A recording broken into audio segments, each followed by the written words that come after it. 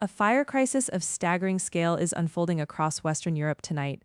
More than 250,000 people have been forced from their homes in France and Spain as firestorms tear through both countries. Here in France, a self-sustaining blaze in the Gironde region is pushing toward Bordeaux, the nation's wine capital, prompting what the Interior Minister is calling an unprecedented evacuation operation. More than 160,000 people have evacuated southwest France. The fire began near Cap Ferret on the Atlantic coast and has grown into a firestorm, a blaze so intense it creates its own weather. 1,400 firefighters are on the lines in Gironde alone, backed by military A400M cargo planes dropping flame retardant. At least 50 firefighters have been injured.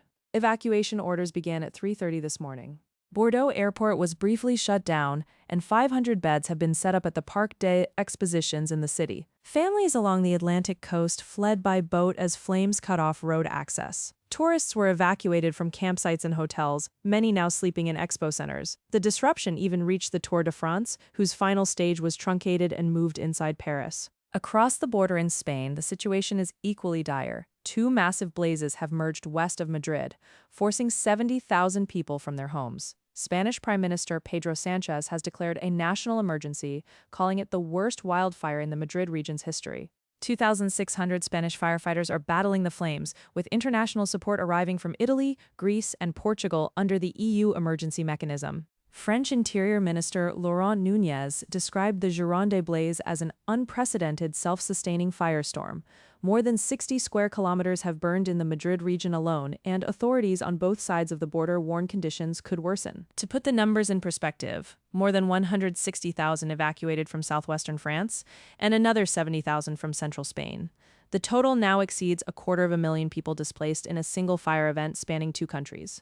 These images capture the scale of the crisis, massive fires consuming France's Atlantic pine forests, and the extraordinary scenes of families evacuating by boat as roads became impassable. The fires are moving with alarming speed driven by dry conditions and strong coastal winds. The response has been massive on both sides of the Pyrenees. France has deployed military aircraft to drop fire retardant under the EU civil protection mechanism. Italy, Greece, and Portugal are sending resources to Spain. Officials say the priority now is protecting populated areas and containing the flames before winds shift. Spanish Prime Minister Sánchez warned of unpredictable winds and dry storms that could spread the fire further.